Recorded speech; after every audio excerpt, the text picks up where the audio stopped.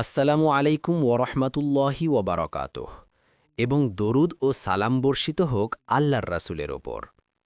এটি সাবির নামের এক গরিব কুলি বা মজুরের গল্প, যে শহরের পুরনো অংশের এক প্রান্তে অবস্থিত একটি জরাজীর্ণ ঝুপড়িতে নিজের জীবন অতিবাহিত করছিল। দুনিয়াতে তার কাছে না ছিল সম্পদ, না ছিল জমি, ছিল শুধু একটি সুস্থ শরীর, ভারী বোঝা বহন করার অভ্যস্ত মজবুত কাঁধ এবং আল্লাহর উপর পূর্ণ ভরসা রাখা একটি সবরকারী মন। সাবির প্রতিদিন সকালে ফজরের সাথে সাথে ঘর থেকে বেরিয়ে যেত এবং সূর্য ডোবার পরেই ফিরে আসত। সারা দিন সে মানুষের মালপত্র বহন করত, কখনো বস্তা, কখনো সিন্দুক, আবার কখনো কাঠের আটি। সন্ধ্যা পর্যন্ত যে সামান্য কিছু মুদ্রা সে পেত, তা কেবল এতটুকুই ছিল যা দিয়ে কোনো মতে ক্ষুধার আগুন শান্ত করা যেত। কিন্তু সাবিরের জীবনের সবচেয়ে বড় মুসিবত তার দারিদ্র্য বা ক্লান্তি ছিল না, বরং তা তার নিজের ঘরের ভেতরেই লুকিয়েছিল। আল্লাহ তাকে এমন এক বিবির পরীক্ষার মধ্যে ফেলেছিলেন, যার মন ছিল শক্ত, ভাষা ছিল কটু এবং যার ভেতরে না ছিল অল্পে তুষ্টি বা কানাত, না ছিল ধৈর্যের কোনো জায়গা। সে সবসময় নিজের অবস্থা নিয়ে অসন্তুষ্ট থাকত, কপালকে দোষ দিত এবং অন্যদের হাতে থাকা জিনিস দেখে নিজের স্বামীর ইজ্জতকে পায়ের নিচে পিষে ফেলত। সেই গরিব লোকটির পরিশ্রম তার চোখে কোনো মূল্যেরই ছিল না। এক রাতে যখন হাড় কাঁপানো ঠান্ডা বাতাস বইছিল, সাবির অত্যন্ত ক্লান্ত হয়ে ঘরে ফিরল। সেদিন বাজারে তার ভাগ্য সুপ্রসন্ন ছিল না, কেউ তাকে মজুরির জন্য ডাকেনি, কোনো বোঝাও সে পায়নি। সে শূন্য হাতে এবং নিচু মস্তকে ঘরে প্রবেশ করল। তার মনে শুধু এতটুকুই আশা ছিল যে হয়তো আজ কোনো মিষ্টি কথা শুনতে পাবে, অথবা এক টুকরো শুকনো রুটিই জুটবে, যা তার পেটের জ্বালা কিছুটা শান্ত করবে। কিন্তু তার স্ত্রী যখনই তাকে শূন্য হাতে দেখল, তার চোখে শয়তানি ক্রোধ চলে উঠল। সে সাবিরকে শ্বাস নেওয়ার সুযোগটুকুও দিল না। গালিগালাজ, খোঁটা আর লাঞ্ছনা একসাথে বর্ষিত হতে লাগল। সে চিৎকার করে বলতে লাগল যে সাবির একজন ব্যর্থ, অপদার্থ এবং সে আসল পুরুষদের মতো নয়। সাবির খুব নরমভাবে তাকে বোঝানোর চেষ্টা করল। সে বলল যে রুজি আল্লাহর হাতে এবং আজ বাজারে মন্দা ছিল। কিন্তু তার কথাগুলো আগুনে ঘি আলার মতো কাজ করল। ঝগড়া আরও তীব্র হল, কণ্ঠস্বর আরও উঁচুতে উঠল এবং তার বিবি সমস্ত সীমা অতিক্রম করল। রাগ আর নিষ্ঠুরতায় সে সাবিরের কিছু ছেঁড়া পুরনো কাপড় একটা ছোট থলিতে ভরল, সেগুলো দরজার দিকে ছুঁড়ে মারল এবং পুরো শক্তি দিয়ে সাবিরকে বাইরে ধাক্কা দিয়ে বের করে দিল। সে চিৎকার করে বলল যে যতক্ষণ পর্যন্ত সে টাকা আর খাবার নিয়ে না ফিরবে, ততক্ষণ যেন এই ঘরে পা না রাখে। এরপর সে সজোরে দরজা বন্ধ করে দিল। সাবির নিজেকে এক অন্ধকার গলিতে একা দাঁড়িয়ে থাকতে দেখল, যেখানে ঠান্ডা বাতাস কোনো দয়া দেখাচ্ছিল না। কিছুক্ষণ সে সেখানেই দাঁড়িয়ে থাকল, যেন বিশ্বাসই করতে পারছিল না যে জীবনের সঙ্গী এতটা নিষ্ঠুরতা দেখাতে পারে। সে আকাশের দিকে তাকালো, তার চোখ অশ্রুতে ভরে গেল, কিন্তু সে কোনো মন্দ শব্দ উচ্চারণ করল না। সে তার কাপড়ের থলিটা কাঁধে রাখল এবং চুপচাপ জনশূন্য রাস্তা দিয়ে হাঁটতে লাগল। হাঁটতে হাঁটতে সে শহরের বড় বাজারে পৌঁছে গেল, যেখানে সকাল হওয়ার আগেই কর্মচাঞ্চল্য শুরু হয়ে যেত। সে এক কোণায় বসে পড়ল এবং বণিক ও দোকানদারদের আসা যাওয়া দেখতে লাগল। টাটকা সবজির স্তূপ, ফলের সুগন্ধ আর গরম রুটির ঘ্রাণ তার ক্ষুধার্ত পেটকে আরও অস্থির করে তুলছিল। তার কাছে একটি রুটি কেনার মতো টাকাও ছিল না। সেই অস্থিরতা আর বিষণ্ণতায় ডুবে নিজের অবস্থার কথা ভাবছিল, এমন সময় হঠাৎ তার কানে এক অদ্ভুত আওয়াজ এলো। সেই আওয়াজটি ছিল অত্যন্ত যন্ত্রণাদায়ক, কিন্তু এটি কোনো মানুষের ফরিয়াদ ছিল না, বরং এটি ছিল একটি অত্যন্ত দুর্বল ও অসহায় প্রাণের আর্তনাদ, যা বাজারের কোলাহলেও বুক চিরে যাওয়ার মতো মনে হচ্ছিল। সাবির যখনই সেই আওয়াজের দিকে তাকালো, তার আত্মা কেঁপে উঠল, কারণ তার সামনে যে দৃশ্য ছিল তা পাথর হৃদয়ের মানুষকেও গুলিয়ে দিতে পারত। এক স্থূলকায় নিষ্ঠুর ব্যবসায়ী তার হাতে থাকা মোটা লাঠি দিয়ে একটি ছোট সাদা বকরির ওপর নির্মমভাবে আঘাত করছিল।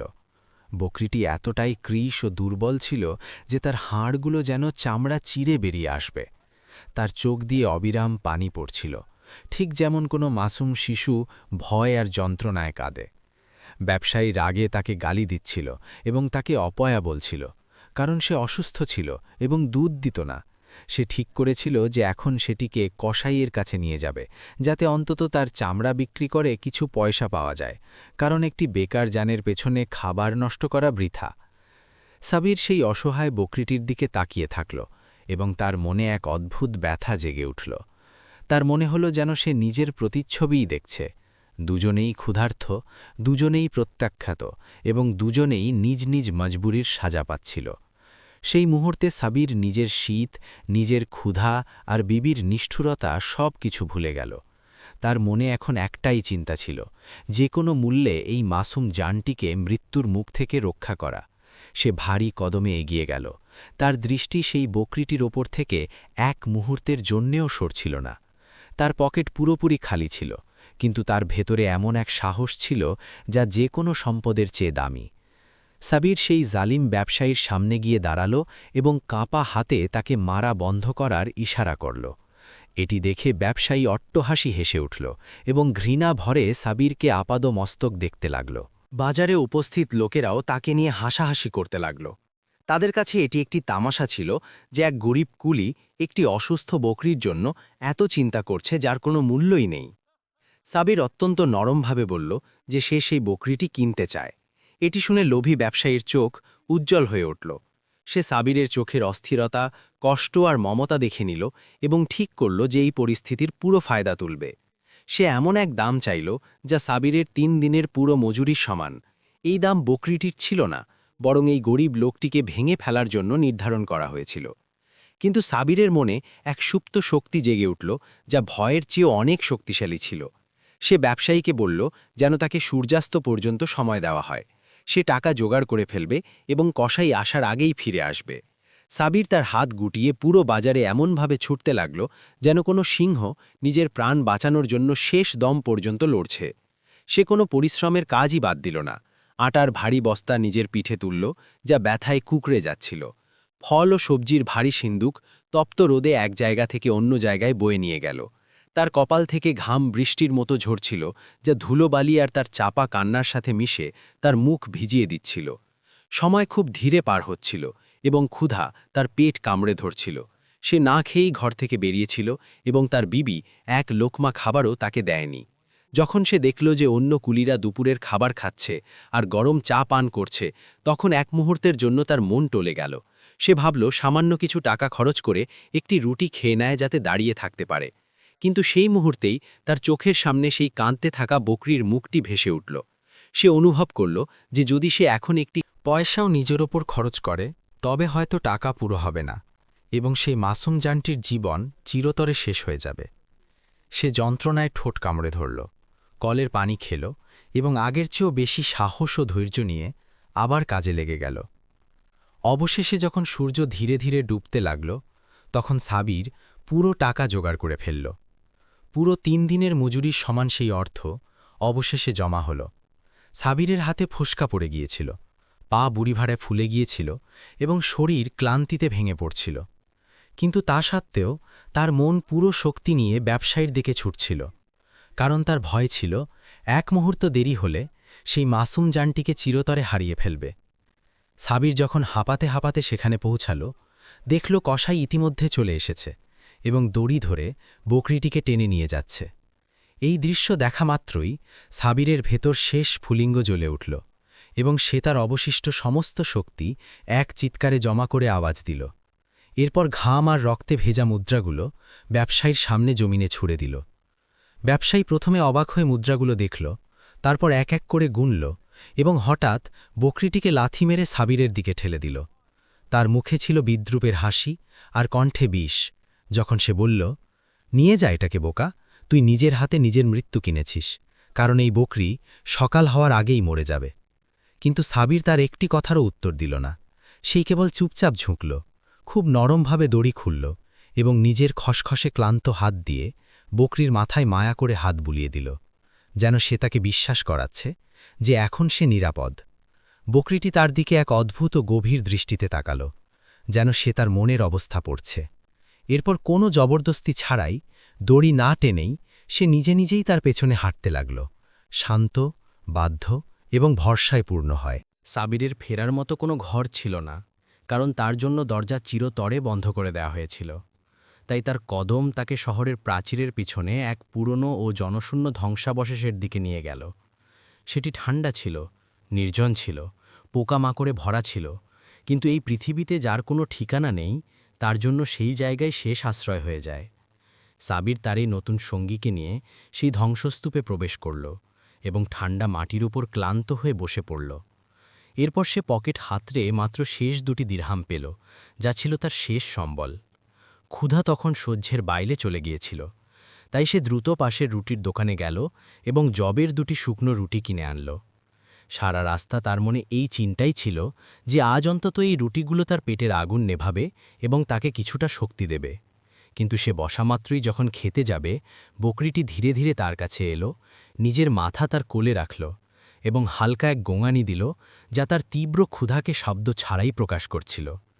সাবির তার হাতে থাকা রুটির দিকে তাকালো, তারপর সেই দুর্বল ও কাঁপতে থাকা বকরিটির দিকে তাকালো, এবং তার মনে কিছুক্ষণের জন্য এক গভীর যুদ্ধ শুরু হলো। একদিকে বেঁচে থাকার মানবিক আকাঙ্ক্ষা এবং অন্যদিকে রহমতে ভরা সেই স্বভাব যা আল্লাহ তার অন্তরে রেখেছিলেন। আর তারপর ঈমানের আলোতে সে দেরি না করে প্রথম রুটিটি ভাঙল এবং চুপচাপ বকরির সামনে রাখল। বকরিটি ক্ষুধার্ত থাকায় সেটি দ্রুত খেয়ে ফেলল, কিন্তু তার নজর তখনও দ্বিতীয় রুটিটির উপর আটকে ছিল। সাবিরের মুখে এক করুণ কিন্তু তৃপ্তির হাসি এলো এবং সে মনে মনে বলল যে হয়তো আল্লাহ আমাকে এর চেয়েও উত্তম কিছু খাওয়াবেন। এই ভেবে সে দ্বিতীয় রুটিটিও তাকে দিয়ে দিল। সে রাতে সাবির না খেয়েই ঘুমালো। ঠান্ডা আর ক্ষুধা এপাশ ওপাশ করতে লাগল, অথচ বকরিটি তার পাশেই শান্তিতে ঘুমাচ্ছিল, পেট ভরা এবং শরীর গরম। সকাল হল এবং সূর্যের সোনালি কিরণ ধ্বংসাবশেষের ফাটল দিয়ে ভেতরে প্রবেশ করল, যাতে সাবিরের আধো ঘুম ভেঙে গেল। সে ভারী চোখে তাকাতেই ক্ষুধার যন্ত্রণা তার নাড়িভুড়ি মোচড় দিচ্ছিল এবং ঠান্ডার কারণে হাত পা আড়ষ্ট হয়ে গিয়েছিল। কিন্তু সবার আগে সে খাবার খুঁজল না বা নিজের ওড়বার কিছু খুঁজল না, বরং তার চোখ সেই জানটিকে খুঁজতে লাগল যাকে সে নিজের উপর প্রাধান্য দিয়েছিল। আর যখন সে পাশে দেখল, বকরিটি এক অদ্ভুত চপলতা আর সজীবতার সাথে দাঁড়িয়েছিল। তার জীর্ণ শরীরে যেন নতুন প্রাণের সঞ্চার হয়েছিল এবং তার চোখ থেকে অসহায়ত্ব পুরোপুরি গায়েব হয়ে গিয়েছিল। সাবিরের মন প্রশান্তিতে ভরে গেল এবং সে আল্লাহর শুকরিয়া আদায় করল যে তার কুরবানি বিফলে যায়নি। এরপর সে উঠল যাতে জায়গাটি পরিষ্কার করে বাইরে গিয়ে কাজের সন্ধানে বের হতে পারে। যেই সে হাত বাড়ালো যাতে রাতে বকরি যা ফেলে রেখেছিল তা সরাতে পারে, সেই মুহূর্তেই যেন সময় থমকে গেল। তার চোখ বিস্ময়ে বড় হয়ে গেল, কারণ তার আঙুল কোনো ময়লা বা আবর্জনা স্পর্শ করেনি, বরং কোনো এক ঠান্ডা, শক্ত এবং অত্যন্ত ভারী জিনিস অনুভব করল। সাবির মাটির দিকে নিবিড়ভাবে তাকাতেই সেখানে একটি গোল পিণ্ড পেল, যা হলুদ রঙে জ্বলজ্বল করছিল। সূর্যের সোনালি আলোয় সেটি এমনভাবে দ্যুতি ছড়াচ্ছিল যে তার নিজের চোখকেই বিশ্বাস হচ্ছিল না। সাবিরের বুক ধড়ফড় করতে লাগল, হাত আপতে লাগল, এবং পুরো উত্তেজনা আর ভয়ের সাথে সে সেই অদ্ভুত উজ্জ্বল জিনিসটি তুলে নিল। সে তার নোংরা খসখসে আঙুল দিয়ে সেটি ঘষল, তারপর চোখের খুব কাছে নিয়ে দেখল যে এটি কি তার মনের ভুল নাকি ক্লান্তিজনিত কোনো বিভ্রম। সবশেষে সে জোরে দাঁত দিয়ে কামড়েও পরীক্ষা করল।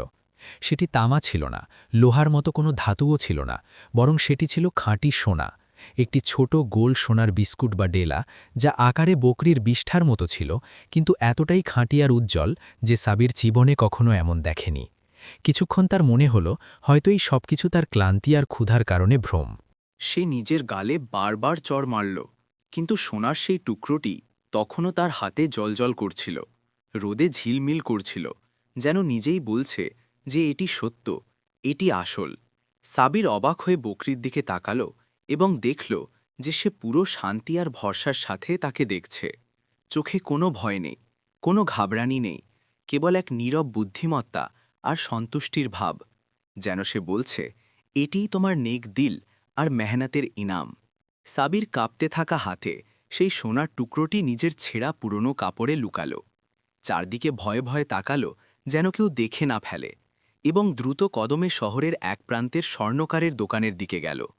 সেই সোনার টুকরোটি দোকানদারের সামনে রাখতেই সে থেমে গেল। স্বর্ণকার সেটি মন দিয়ে দেখা মাত্রই তার চোখ কপালে উঠল এবং সে অবাক হয়ে বলল, এত খাঁটি আর উজ্জ্বল সোনা, এটি হতেই পারে না। এরপর সে তক্ষুনি সাবিরকে মুদ্রায় ঠাসা একটি থলি দিয়ে দিল। সাবির সেখান থেকে এমনভাবে বেরোল যেন নিজের স্বপ্নের মধ্যে চলে এসেছে। এক মুহূর্তেই তার জীবন বদলে গেল। তার কাছে এখন এমন দৌলত ছিল যা সে সারা জীবন পরিশ্রম করেও পাওয়ার কল্পনা করেনি। কিন্তু সাবির সেই দৌলত নিজের জন্য ব্যবহার করেনি। সে তক্ষুনি বাজারে গিয়ে সবচেয়ে দামি আর টাটকা ঘাস ও শস্য কিনল। এরপর দ্রুত সেই পুরনো ও জরাজীর্ণ ধ্বংসস্তূপের দিকে ফিরে এলো, যেখানে তার প্রিয় বকরি এখন তার অপেক্ষা করছিল। সে তার সামনে প্রচুর খাবার রাখল। বকরিটি পেট ভরে খেল এবং তার চোখে সন্তুষ্টি ফুটে উঠল। সাবির দেখল যে এই প্রথম তার নিজের মনও সন্তুষ্ট ছিল। সারা রাত সাবির জেগে থাকল। আকাশের দিকে তাকিয়ে ভাবতে লাগল যে আল্লাহ তাকে কিভাবে পুরস্কৃত করলেন। সে তার ভবিষ্যতের স্বপ্নে বিভোর হয়ে গেল। ভাবতে লাগল এখন তার জীবন কিভাবে বদলে যাবে, এবং সেই আমির হওয়ার কল্পনায় সে সারা রাত কাটিল। সকাল হল। সূর্যের সোনালি কিরণ জানালা আর ফাটল দিয়ে ভেতরে এলো এবং সাবিরের ঘুম ধীরে ধীরে ভাঙল। সে উঠল, নিজের ক্লান্ত চোখ কচলাতে লাগল। ক্ষুধা তার পিঠ মোচড় দিচ্ছিল আর ঠান্ডা হাত পা অরষ্ট করে দিয়েছিল। কিন্তু সবার আগে সে খাবার দেখল না, না নিজের জন্য কোনো জিনিস খুঁজল। তার নজর সরাসরি সেই জানটির উপর গেল, যাকে সে নিজের ওপর প্রাধান্য দিয়েছিল।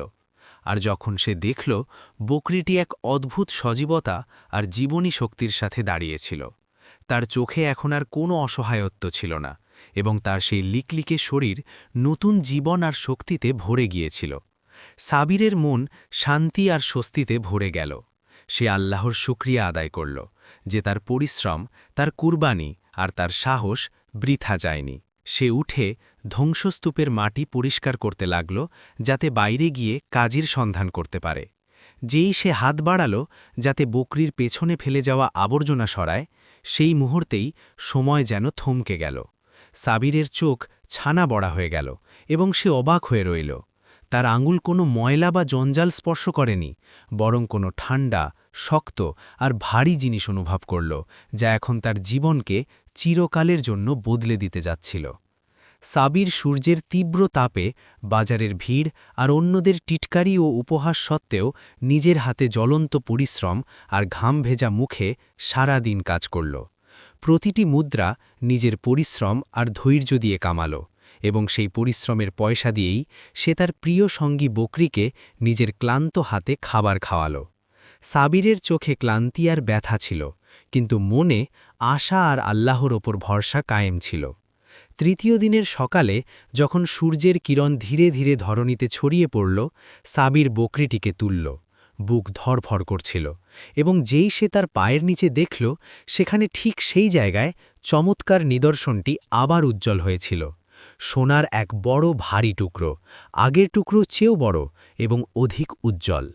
সাবির নিজের হাঁটু গেড়ে বসে পড়ল এবং কাঁদতে কাঁদতে আল্লাহর শুকরিয়া আদায় করল, কারণ সে বুঝতে পেরেছিল এটি একটি বার্তা। রুজি আর বরকত কেবল তাকেই দেওয়া হয় যে পরিশ্রম করে এবং নেক নিয়ত রাখে। মাস গড়ালো, বছর পার হল এবং ধীরে ধীরে সাবিরের জীবন পুরোপুরি বদলে গেল। সে এখন দারিদ্র্যের সর্বনিম্ন ধাপ থেকে সফলতা আর দৌলতের উঁচুতে পৌঁছে গিয়েছিল। তার নাম প্রতিটি মাহফিল আর বাজারে গুঞ্জরিত হতে লাগল।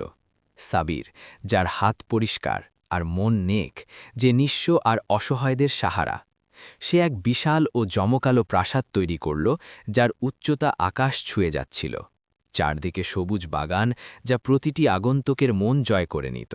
সে একটি বড় মসজিদও নির্মাণ করল, যেখান থেকে দিনে 5 বার আজান প্রতিধ্বনিত হতো।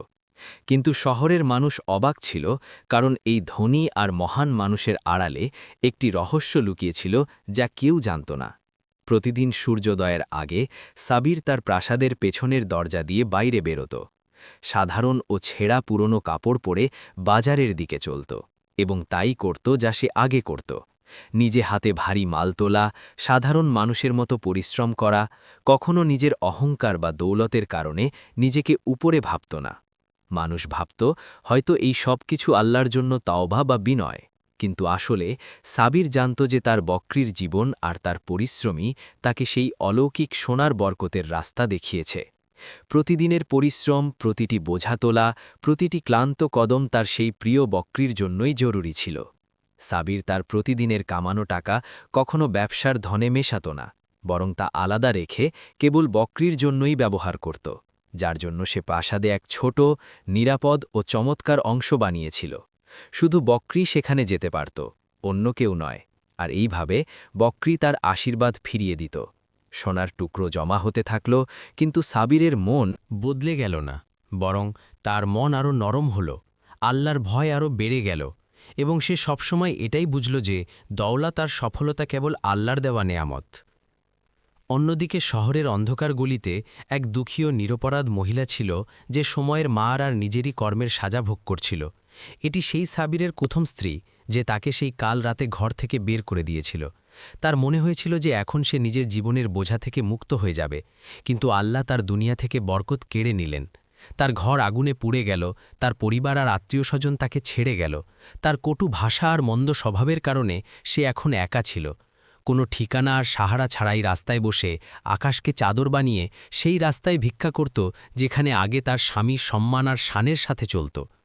একদিন প্রচণ্ড গরমে সে ক্লান্ত হয়ে এক বাজারের দরজার কাছে বসেছিল, যেখানে সাবির আগে প্রতিদিন নিজের মেহনত নিয়ে যেত। তার মন ভাবছিল যে হয়তো আল্লাহ তার জীবনেও সত্য আর পরিশ্রমের পুরস্কার দেবেন। সেই ভেঙে পড়া আর দুঃখী মহিলাটি নিজের জীবনের ক্ষত মুছে এই কথা শুনতে পেল যে লোকেরা শহরে শেখ সাবিরের প্রাসাদের গল্প করছে। তাদের বিশাল প্রাসাদ, তাদের দরবার আর সেই খাবারের দস্তরখানের আলোচনা, যা প্রতি রাতে গরিব আর অসহায়দের জন্য সাজানো হতো। এক মহিলা বলল যে তিনি একজন নেক মানুষ, যিনি কোনোদিন কোনো চাওয়া জিনিসকে ফিরিয়ে দেন না এবং কোনো হিসাব নিকাশ ছাড়াই সবাইকে দান করেন। এক আশার আলো তার চোখে জ্বলে উঠল। এই মহিলা যে ভেঙে পড়েছিল, সে কখনো ভাবেনি যে এটিই সেই সাবির, তার স্বামী, যাকে সে সেই কাল রাতে রাস্তায় ছুড়ে দিয়েছিল। সাবিরের নাম এখন চারদিকে ছড়িয়ে পড়েছিল, এবং কেউ এটা কল্পনাও করতে পারত না যে তিনি সেই সাহসী কুলি, যে কোনো এক শীতের রাতে ভবক ঘুরেছিল। তিনি সেই লোক, যিনি এখন এই বিশাল প্রাসাদ আর ধনবান হবার খ্যাতি পেয়েছেন। মহিলাটি ঠিক করল যে সে সেই প্রাসাদের দিকেই যাবে। হয়তো সেখানে তার রুটি আর সাহারা জুটবে, হয়তো তার জীবনের বাকি অংশ সেখানে নিরাপদ হয়ে যাবে। সে পায়ে জোর জোগাল, খালি পায়ে ধীরে ধীরে কদম বাড়িয়ে ধনীদের এলাকার দিকে চলল। যেই সে প্রাসাদের বিশাল দরজার কাছে পৌঁছল, সে পাহারাদার, চাকর আর সেখান দিয়ে যাতায়াতকারী গরিবদের দেখল, যারা খুশি আর সন্তুষ্টির সাথে হাসি মুখে বাইরে যাচ্ছিল সাবিরের উপহার আর দান নিয়ে। মহিলাটি লজ্জা আর দ্বিধার সাথে এগিয়ে গেল এবং বলল যে সে প্রাসাদের মালিকের সাথে দেখা করতে চায়, কারণ তার এক অত্যন্ত জরুরি কাজ আছে, যা কেবল তিনিই পূরণ করতে পারেন। পাহারাদাররা তাকে অনুমতি দিল, কারণ সাবিরের কড়া নির্দেশ ছিল কোনো ব্যক্তিকে সাহায্যের জন্য আটকানো যাবে না। মহিলাটি প্রাসাদের চমৎকার পথ দিয়ে অতিবাহিত হল, সোনালি আলো আর মার্বেলের দেয়ালে বিমোহিত হয়ে, এবং ধীরে ধীরে মূল হলের দিকে পৌঁছল। মূল হলে সাবির বসেছিলেন, মাথায় জমকালো ওড়না এবং চারদিকে গাম্ভীর্য আর নূরের আভা। তিনি এক বৃদ্ধ মানুষের সমস্যা শুনছিলেন। মহিলাটি মাথা নিচু করে নিস্তব্ধভাবে হলের বিশালতায় নিজের শ্বাস আটকে দাঁড়িয়ে রইল। সাবির ধীরে ধীরে তার দিকে এগিয়ে এলেন, তার সামনে গিয়ে দাঁড়িয়ে হাত বাড়ালেন। সেই হাত, যা একসময় নোংরা আর পরিশ্রমে ভরা ছিল, এখন সম্মান আর শক্তিতে উজ্জ্বল হয়েছিল। সোনালি আংটি আর শক্তির প্রতীক হয়ে গিয়েছিল।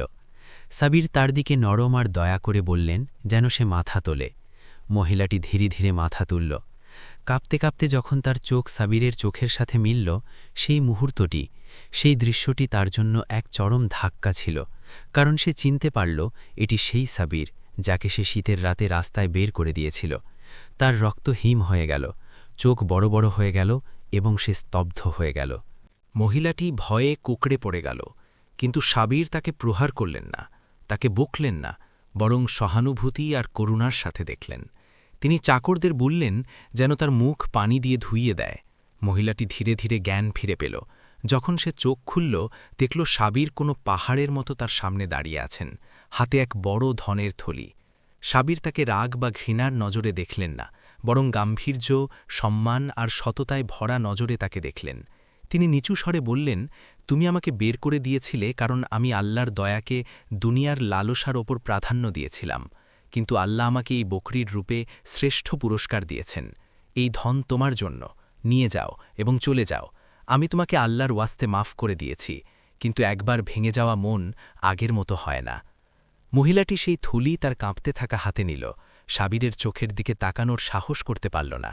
সে উঠল এবং প্রাসাদ থেকে বেরিয়ে গেল, তার ঝুঁকে থাকা কাঁধ আর নিচু মস্তক নিয়ে লজ্জা আর অনুশোচনার সাথে। সে প্রাসাদের মার্বেলের মেঝেতে হাঁটতে হাঁটতে নিজের চোখের পানি ফেলল। বুঝে গেল যে আসল খাজানা হল সত্য আর দয়া, আর যা কিছু আল্লাহর জন্য ছেড়ে দেওয়া হয় তা আল্লাহর পক্ষ থেকে বহুগুণে ফিরে আসে। সাবির প্রাসাদে ফিরে এলেন, এক ফোঁটা অশ্রু নিজের চোখ থেকে মুছলেন। তারপর তিনি বাকি গরিব আর অসহায়দের ডাকলেন, যাতে তিনি সেই বার্তা জারি রাখতে পারেন যা তিনি একটি রুটি আর একটি অসুস্থ বকরির সাথে শুরু করেছিলেন, এবং বিশ্বাস রাখলেন যে যখন মন ন্যাক আর ইরাদা বা সংকল্প সঠিক হয়, আল্লাহর সাথে করা কোনো ন্যাক কাজ কখনো বৃথা যায় না।